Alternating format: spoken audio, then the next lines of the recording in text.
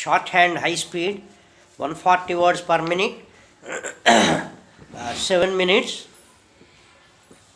7 minutes shorthand high speed dictation 140 words per minute 7 minutes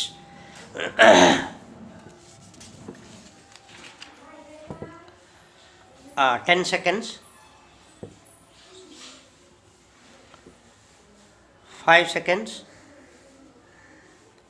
Now write down. Mr. Speaker, sir, I rise to reply to the debate on the nation of thanks to the President for his address to both houses of Parliament. The debate has, by and large, been very constructive and interesting. I would like to thank all the honourable members who participated in it for making it so constructive. I would like to specially thank the members of the opposition who had so little to speak by way of serious criticism. Sir, one of the points raised was that of our entering into some accords and trying to settle difference by talking across the table. Although I have clarified certain aspects in great detail outside the House, I think it is necessary that I should put the record straight in the House. We have heard criticisms about the Punjab Accord, the settlement in Assam, the agreement in Mizoram. All these accords are major steps forward in bringing the democratic process to the force and solving our problems. But for these accords, many of us now sitting here and discussing matters would not have been present here. So let not these accords be decried. One important point is the question of socialism. I have been repeatedly referring to it for the last 2 years. Socialism is not the spreading of poverty as some imagine. It is equitable distribution and uplift of the people. We can move towards socialism only if we have greater productivity, if there is more wealth to distribute. We have shown in the past 2 or 3 years that the Indian economy is resilient and is capable of generating just this sort of development. We have continued the strategy that was evolved by Pandit Ji. We proceed along the road that Indira Ji had laid for us by improving productivity in public sector, by improving efficiency of its functioning. We have brought about a change in our economy. But there are also tremendous challenges ahead. It will not be an easy task. The biggest challenge will be to bring about a new ethos. I raised this point earlier also, and we intend to go into this aspect in greater depth. I have no illusions of quick answers, of ready-made remedies. It is going to be a long-drawn exercise. It will require a total change in the way the government and the organizations of the government function, not only at the center, but right down at the state levels and right down at the district levels.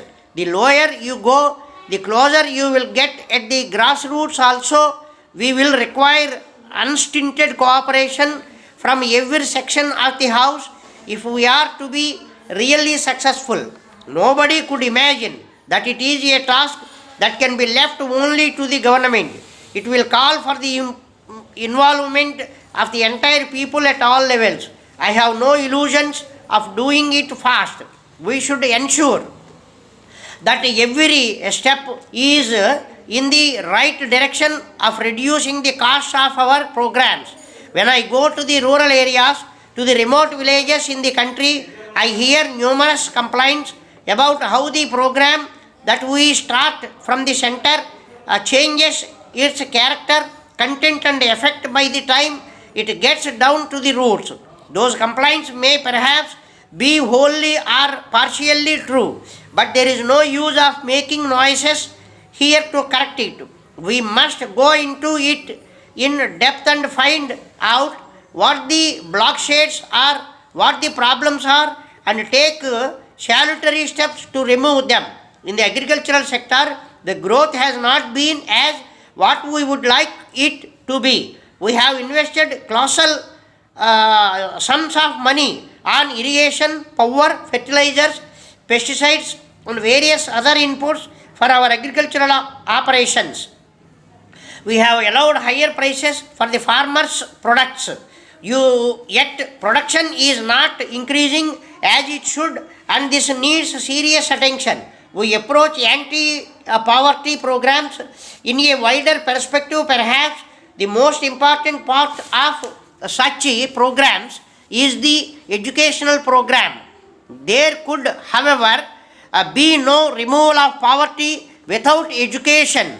In my view, it is the crux of all other developmental activities. It is becoming more and more important as the technology develops in the world. It is common to all countries.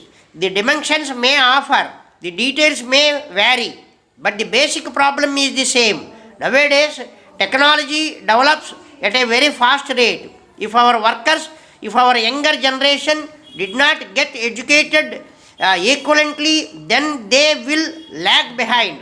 India's foreign policy has been targeted on the public sector philosophy. We are following the non-alignment policy. If non-alignment becomes strong and if blocks become strong, developing countries and those countries which recently won their independence will lose that very freedom.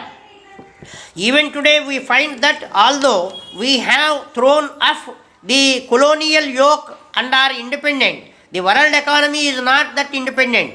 Sir, the very survival of political order is depending on the foundations of the moral order that it is based on. Our political freedom struggle was based on the two vital values of truth and non-violence. Contemporary nation building and the moral inspiration that we have in building our nation comes from these values.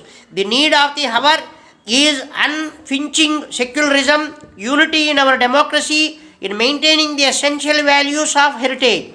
It is said that we are small men serving great causes. I would like to add that as the cause is great, some of that greatness falls upon us.